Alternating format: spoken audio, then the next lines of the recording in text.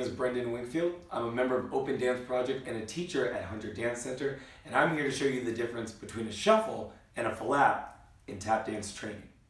So, in order to know the difference between your flap and your shuffle, we got to know what they are.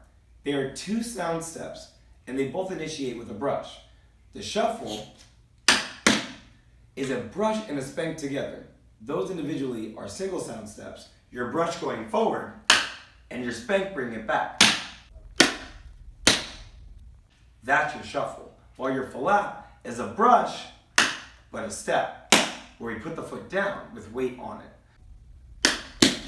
So your shuffle, when performed, you keep the weight on the supporting leg. While your flap, the weight transfers. You're on your supporting leg, and then your working foot receives the weight at the end of the flap.